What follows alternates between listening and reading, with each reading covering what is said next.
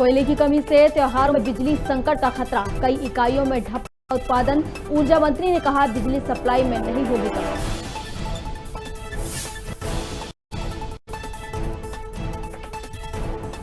अरुण यादव का फिर छलका दर्द, कहा हर बार फसल मैं उगाता हूं और फिर किसी और को दे देता हूं। 2018 में भी ऐसा ही हुआ।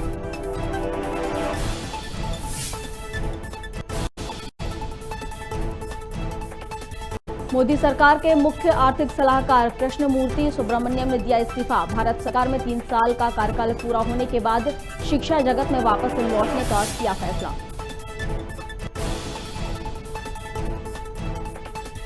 एयर इंडिया को टाटा सन्स ने खरीदा। टाटा सन्स ने सरकारी एयरलाइन के लिए लगाई 18,000 करोड़ की बोली। देश में अब टाटा सन्स के पास होंगी 3 एयरलाइन। और सतना की रेगांव सीट पर बीजेपी में बगावत। बीजेपी नेता पुष्पराज बागरी ने भरा निर्दलीय पर्चा। प्रतिमा बागरी को उम्मीदवार बनाने पर जताई नाराजगी।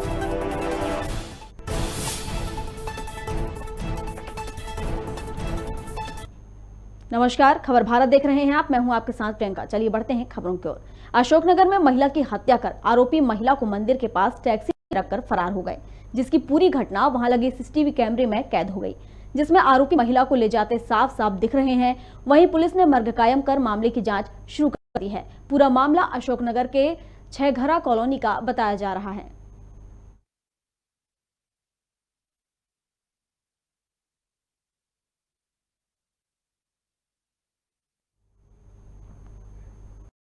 नरसुल्लागंज संभाग आयुक्त कविंद्र कियावत ने कुपोषण को लेकर एक बैठक ली है, जहां मुक्ति अभियान और ब्लॉक स्तरीय अधिकारियों की बैठक में निर्णय लिए गए हैं कि अति गंभीर कुपोषित बच्चों को अपने संरक्षण में लिया जाए और साथ ही पौष्टिक आहार के रूप में कैलोरी, प्रोटीन, कार्बोहाइड्रेट, तरल पदार्थ, खनिज और विटामिन युक्त खाद्यान्न पैकेट उपलब्ध कराए जाए, ताकि कुपोषित बच्चों को दिन प्रतिदिन आहार मिल सके, जिससे कुपोषण मुक्त अभियान को सफल बनाया जा सके।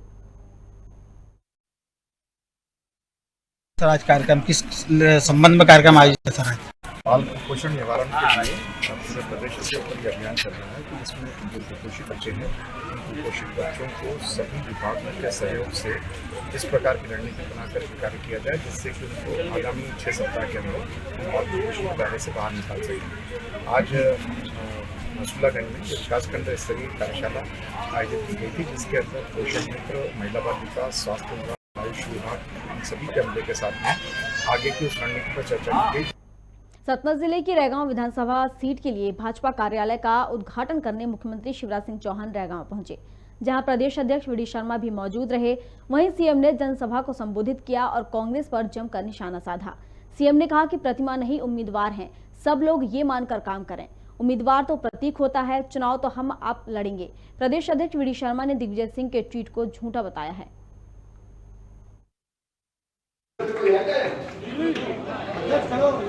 आज मैं आपको वचन दे रहा हूं, चुनाव में तो आऊंगा ही सभा करने। चुनाव की सभा मजा थोड़ी आता, वहां कोई ले नहीं पाता। चुनाव के बाद फिर पूरी सरकार लेके जन दर्शन करूंगा और कसर नहीं छोड़ूंगा। सहमत वाला लोग अभी तो लगे तो बाकी जगह तो बढ़िया पार्टी की सरकार और जो इलाके छूट गए उनमें भी हम कोई कसर नहीं छोड़ेंगे। एक बात आप जब सब मिलकर विचार, भारतीय जनता पार्टी ने अपना उम्मीदवार बनाया बेटी प्रतिमा को, अभी अपनी उम्मीदवार और उम्मीदवार प्रतिमा नहीं है, उम्मीदवार भारतीय जनता पार्टी का हर कार्यकर्ता है, हर कार्यकर्ता है कि नहीं? ऐसे बोलते हैं कि चुनाव है नहीं, प्रतिमा ठीक है, उम्मीदवार हम हैं। शिवराज सिंह पार्टी उम्मीदवार है, ये मान लेना। मैं भी कसर नहीं छोड़ूंगा, आप तो कसर नहीं छोड़ोगे ना। ऐसे थोड़ी अध्यक्ष जी के सामने जोर से बताओ कसर तो नहीं छोड़ोगे। उम्मीदवार प्रतीक, चुनाव तो हम लोग लड़ेंगे, हम काय के लिए, अपन काय के लिए, इसी दिन के लिए कि जब पार्टी को जरूरत लगे सब कुछ न्यौछावर इस पार्टी के लिए कर। लायंस क्लब बदनावर द्वारा सेवा सप्ताह के अंतर्गत वृद्धजनों का सम्मान किया गया। इस अवसर पर बदनावर के लायंस क्लब की शुरुआत करने वाले बाबूलाल अग्रवाल और उनकी पत्नी का सम्मान फूलमाला और श्रीफल देकर किया गया। साथ ही सेवानिवृत्त अध्यापक शिव नारायण शर्मा और उनकी पत्नी का भी सम्मान किया गया। इसके साथ ही विकलांग सेवा के अंतर्गत 2 विकलांग बच्चों का पैंट शर्ट व श्रीफल से सम्मान किया गया।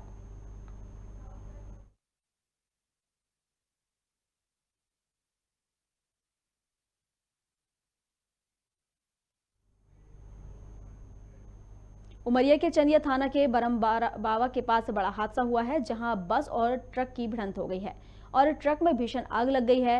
हादसे में 15 से 20 लोगों को घायल होने की सूचना मिल रही है। घायलों का इलाज जिला अस्पताल में जारी है। साथ ही गंभीर रूप से घायल मरीजों को जबलपुर रेफर किया गया है। फायर ब्रिगेड की टीम ने मौके पर पहुंचकर आग पर काबू पाया। वहीं मौके पर कलेक्टर संजीव श्रीवास्तव और जिले के एसपी प्रमोद कुमार सिंह ने घटनास्थल का जायजा लिया।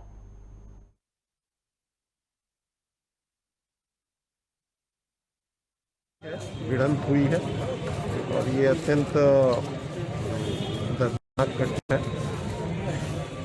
दोनों डंपरों में और उसमें आग दिल पकड़ लिया था, जिसको भी हम लोगों ने काबू पा लिया है। और सबसे पहले हम लोगों ने जितने भी इसमें घायल थे उनको अस्पताल रवाना किया। अस्पताल में इनका ट्रीटमेंट चल रहा है। अभी एग्जैक्ट संख्या अपने पास नहीं आई है, लेकिन लगभग 25 के आसपास लोग घायल हैं और अभी इनकी हालत ठीक है। 1 या 2 लोग थोड़े ज़्यादा फ्रैक्चर हैं। जाने वाली जो चंदिया की तरफ जाने वाली एक बस अपनी लेन छोड़कर दूसरी लेन पर आ गई और एक डंपर से टकरा गई। दोनों की साइड से टक्कर हुई, परंतु उसमें आग लग गई, दोनों वाहन जल गए। जितने भी यात्री थे, करीब 20 यात्री जिनको चोट आई, वो सभी निकाल लिए गए थे। किसी को भी आग से कोई चोट नहीं है और सभी का इलाज यहाँ जारी है। जैसे एक कंपाउंड फ्रैक्चर वाले हैं, उन्हें जबलपुर भेजा जा रहा है और एक बच्चे की भी हालत यहाँ स्टेबल नहीं, उसे जबलपुर भेजा जा रहा है। बाकी सब अनूपपुर में 41 हाथियों के झुंड ने किसानों की फसलों को भी काफी नुकसान पहुंचाया है।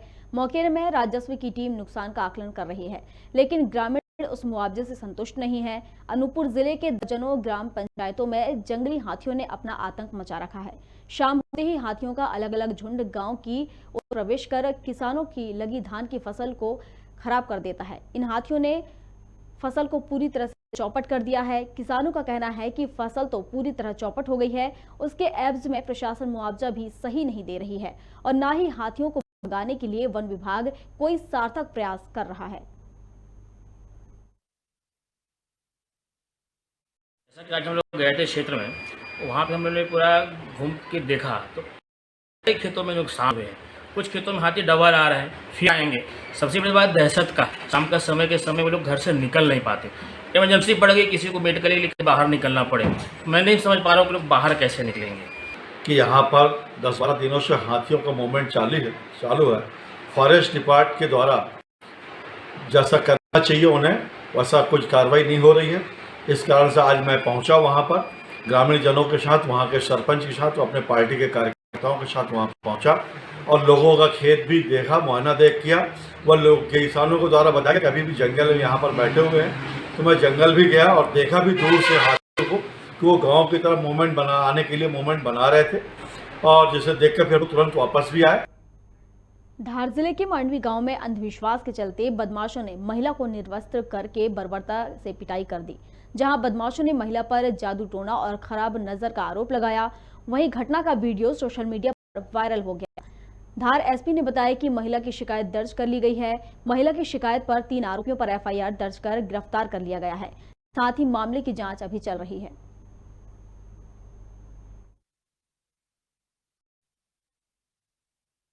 थाना मनावर की सिंघाना चौकी में मांडवी गांव है। यहाँ पर एक घटना हुई है जिसमें पुलिस ने 307, 354 और मारपीट की धाराओं में अपराध पंजीबद्ध किया है और 4 में से 3 आरोपी को गिरफ्तार कर लिया है। 14 आरोपी को भी पुलिस जल्दी गिरफ्तार कर लेगी।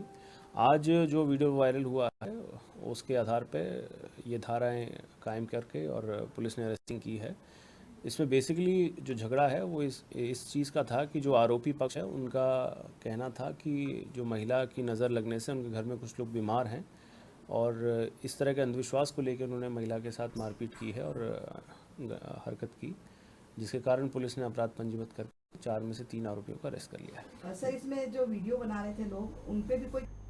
ब्लॉक कांग्रेस कमेटी ने भाजपा की जन विरोधी नीतियों एवं बढ़ती महंगाई के विरोध में धरना प्रदर्शन किया है।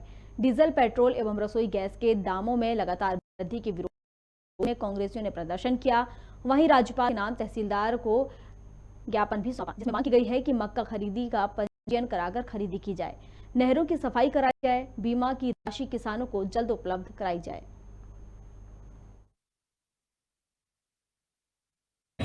मध्य प्रदेश में कांग्रेस कमेटी के आह्वान पर पूरे मध्य प्रदेश में महंगाई के विरोध में धरना दिया गया। जो बेअंतता महंगाई देश में बढ़ रही है और जिससे आम जनता त्रस्त है, इसके विरोध में कांग्रेस जन एकत्रित हुए और डीजल, पेट्रोल, गैस और तमाम रोजमर्रा की चीज़ों पर जो महंगाई बढ़ती जा रही है लगातार, और सरकार सुनने को तैयार है।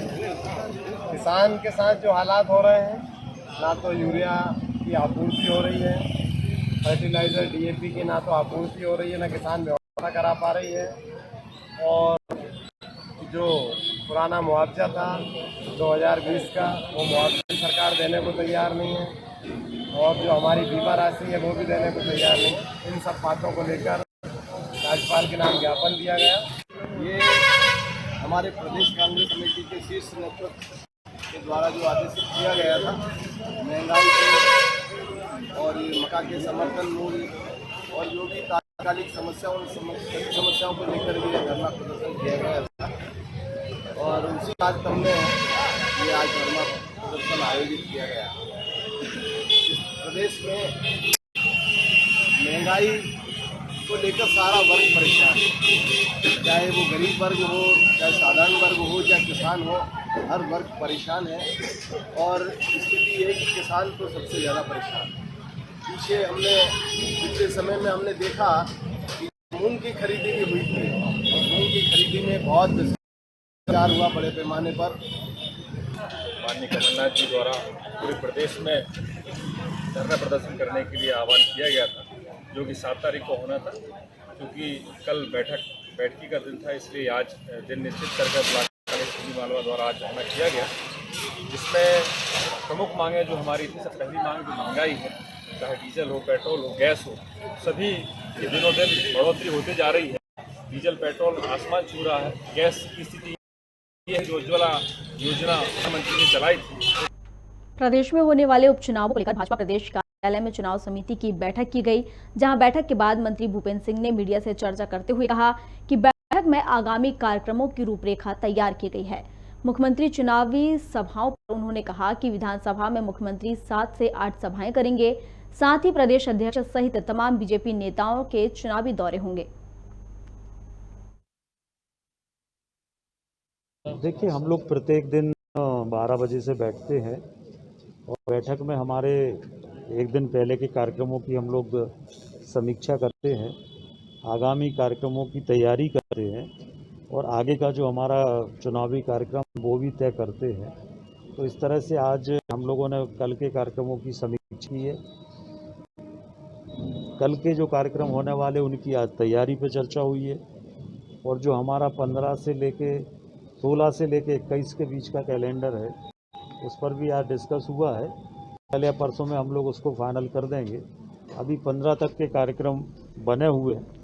तो वो छत्तीसगढ़ के स्वास्थ्य मंत्री टीएस सिंहदेव राजधानी भोपाल पहुंचे, जहां उन्होंने पत्रकार से छत्तीसगढ़ में 2.5 साल के फॉर्मूले पर बातचीत की। साथ ही देव ने कहा कि बंद कमरे में जो बात होती है उसे सार्वजनिक नहीं करना चाहिए। हर दल में परिवर्तन की परिस्थिति बनती है। वहीं लखीमपुर खीरी मामले पर कहा कि पीड़ित परिजनों को छत्तीसगढ़ सरकार ने मुआवजा दिया है।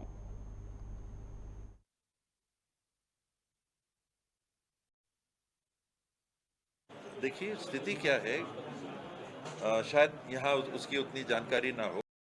सिलगेर स्ट्रेटेजिकली बहुत ही संवेदनशील स्थान है, जहाँ पर अर्धसैनिक बलों का कैंप लगना था, कैंप स्थापित होना था। वो नक्सल गतिविधियों के आवागमन का एक ऐसा रास्ता था जहाँ पर पुलिस की उपस्थिति अनिवार्य महसूस की जा रही थी। आपने छत्तीसगढ़ को अगर फॉलो किया होगा तो आपने देखा होगा कि छत्तीसगढ़ का जब गठन हुआ था तो 5 बटालियन थे, आज 50 बटालियन। स्वाभाविक है कि जो परिस्थिति है वो स्थिर नहीं है, तरल है, समय के हिसाब से उसमें इजाफा किया जा रहा है।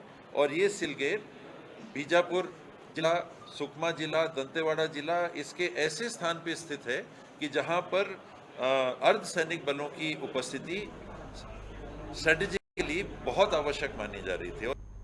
विंध्य क्षेत्र विस्थापन की समस्या से जूझ रहा है, जिसे लेकर बीजेपी नेता नारायण त्रिपाठी ने जन जागरण यात्रा निकाली। यह यात्रा सिंगरौली जिले के मोरवा में पहुंची, जहां हजारों की संख्या में लोगों ने भव्य स्वागत किया। साथ ही समाज सेवी सत्येंद्र साहू ने लोगों की समस्याओं से अवगत कराया। इस दौरान नारायण त्रिपाठी ने मुख्यमंत्री पर गरीबों को लूटने के आरोप भी लगाए और उन्होंने लोगों को समाधान का आश्वासन दिया। यहाँ पर जी रहे हैं, अगर हम लोग को बाप दादा को रीवा से भगाया गया था, यहाँ बोला गया था कि काला पानी में रहो, तो हम लोग काला पानी में रह रहे हैं, लेकिन आज तक नहीं रहेंगे। अब आगे हम लोग को लिखाना चाहे हमारे गाँव को उठाया के बाद पहली बार पता चला कि इस हिंदुस्तान में और मध्य प्रदेश में भी अलग अलग संविधान हो चुके हैं, राजस्व अधिनियम कुछ अलग अलग होंगे। मैं यहाँ जो बातें सुना, मैं इसीलिए आया हूँ यहाँ मोरवा, मैं कुछ बातें सुना था इसलिए मैं यहाँ पहुँचा कि जो यहाँ के जमीन के मालिक है कोल माइंस है, कोल माइंस का हिंदुस्तान के विकास से संबंध है। बिजली पैदा होती है, पूरे देश में कोयला जाता है, ऊर्जा बनती है, इसके लिए इन लोगों ने त्याग दिया, बलिदान दिया, अपनी जमीन दिया। इनके जमीन के सरकार एक तरफ तो होती है कि जो जहां हमारा आदिवासी भाई, हमारा गरीब वर्ग, जहां कमजोर वर्ग, जंगल का रहने वाला आदिवासी जहां जमीन में काबिज है, उस जमीन का उसको मालिक बनाएंगे और पट्टा देंगे। पर वर्तमान जो स्थितियां मैं यहाँ देख रहा हूँ कि इन आदिवासियों को, इन जो जमीन के मुखिया हैं, मालिक हैं, उनको मुआवजा के रूप में पहले वो अपना घर गिरा के फोटो खिंचवाएं, इसके बाद कोई चेक करने आएगा, इसके बाद कम मुआवजा मिलेगा, कोई ठिकाना नहीं है। तो ये जो मुआवजे का नियम है वो नियम विरुद्ध है।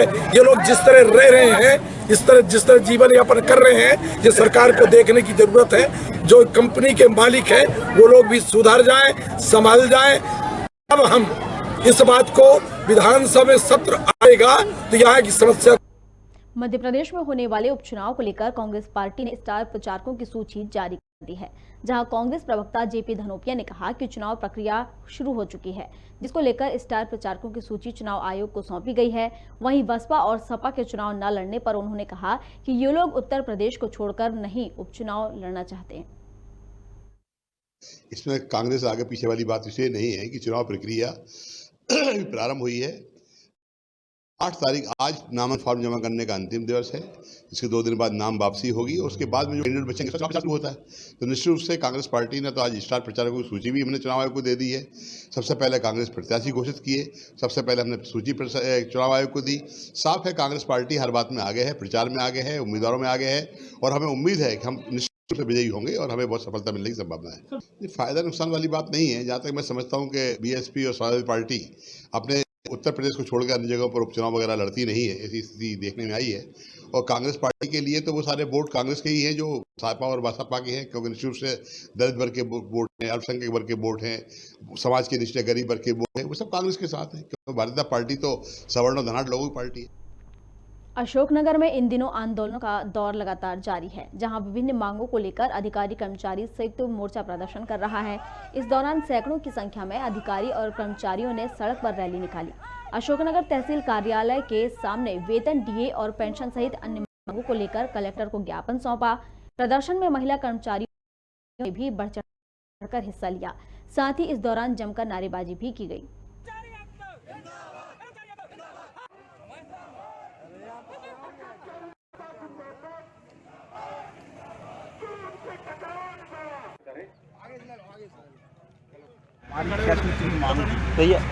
जो पहले चरण का आंदोलन है, पहले चरण का आंदोलन तहसील स्तर पर था और हमने मुख्य सचिव और मुख्यमंत्री के नाम ज्ञापन दिया था।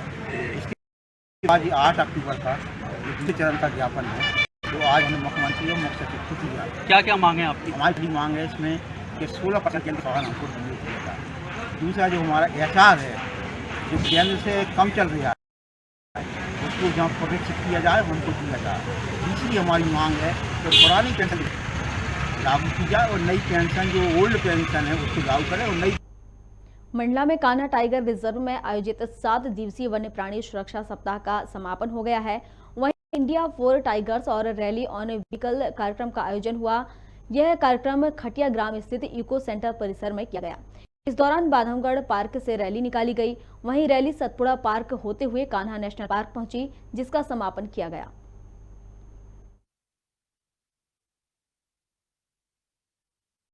संस्कारधानी के भारत रत्न भीमराव अम्बेडकर उच्च संचार उच्च प्रशिक्षण संस्थान में आज एशिया पैसिफिक देशों का एक ट्रेनिंग कोर्स शुरू हुआ है, जो कि लाइसेंसिंग एक इन अ कन्वर्जेंट एनवायरनमेंट पे है। जैसा हम सबको विदित है, टेलीकॉम, ब्रॉडकास्टिंग, सैटेलाइट, ये सारी सेवाएं अब एक पाइप के माध्यम से ही सब उपभोक्ताओं को दी जाएंगी।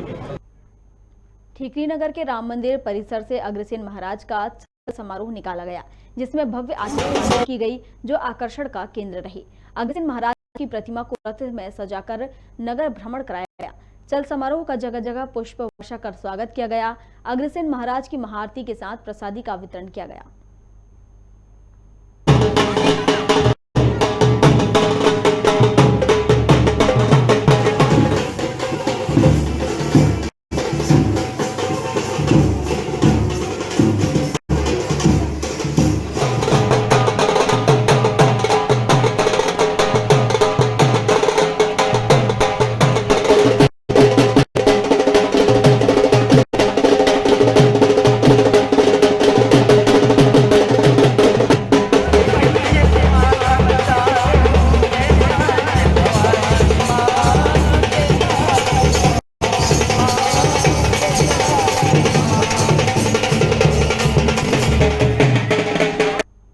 सीएम शिवराज सिंह चौहान ने प्रधानमंत्री नरेंद्र मोदी को संवैधानिक पद के 20 वर्ष पूरे करने पर बधाई दी है। सीएम शिवराज ने कहा कि 7 अक्टूबर 2001 को वह गुजरात के मुख्यमंत्री बने थे। इसके बाद से वह लगातार 7 साल से संवैधानिक पद पर हैं।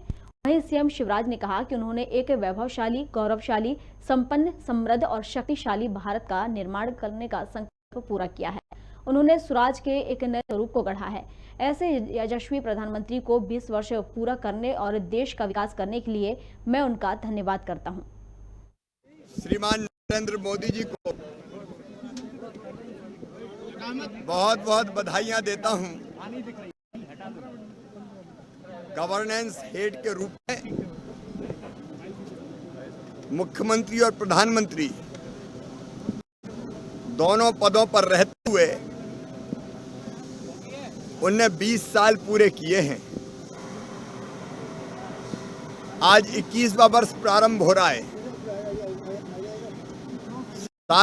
7 अक्टूबर 2001 को गुजरात के मुख्यमंत्री बने थे।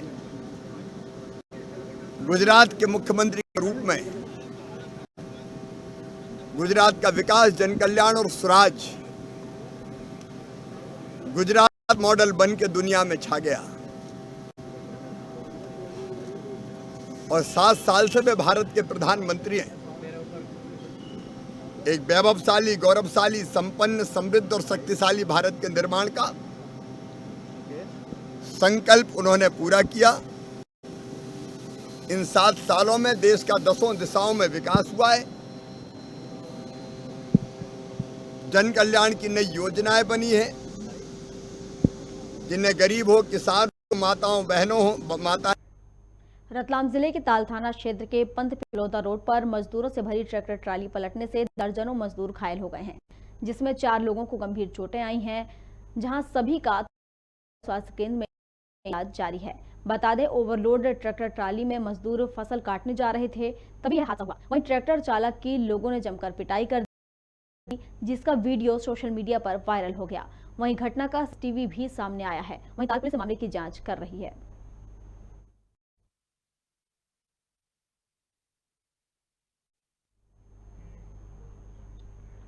खबर भारत में खबरों का सिलसिला जारी है। आप बने रहिए हमारे साथ और देखते रहिए खबर भारत।